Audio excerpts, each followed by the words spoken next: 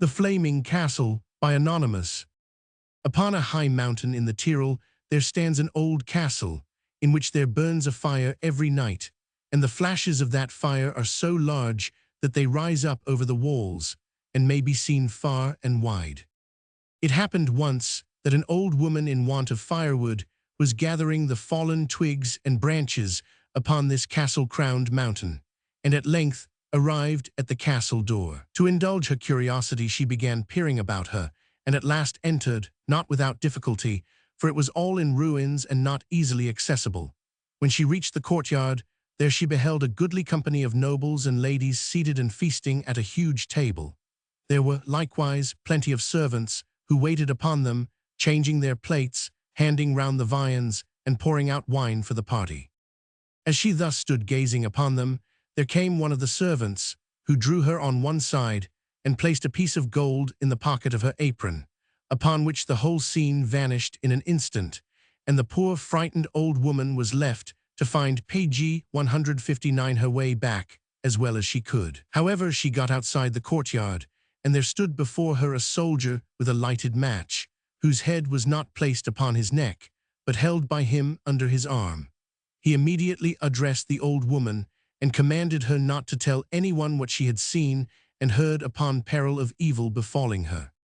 At length the woman rushed home, full of anguish, still keeping possession of the gold, but telling no one whence she had obtained it. When the magistrates, however, got wind of the affair, she was summoned before them, but she would not speak one word upon the subject, excusing herself by saying that if she uttered one word respecting it, great evil would ensue to her. When, however, they pressed her more strictly, she discovered to them all that had happened to her in the fiery castle, even to the smallest particular.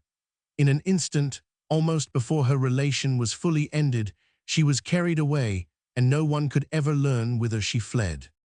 A year or two afterwards, a young nobleman, a knight, and one well experienced in all things, took up his abode in those parts. In order that he might ascertain the issue of this affair, he set out on foot with his servant in the middle of the night on the road to the mountain. With great difficulty they made the ascent, and were on their way warned 6 times by an unknown voice to desist from their attempt. Page 160 they kept on, however, heedless of this caution, and at length reached the door of the castle.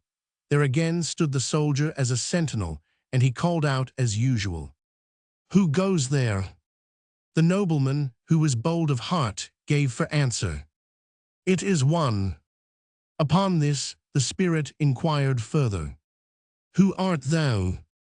This time the nobleman made no answer, but desired his servant to hand him his sword. When this was done, a black horseman came riding out of the castle, against whom the nobleman would have waged battle.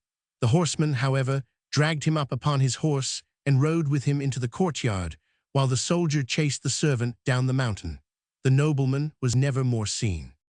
Page 161.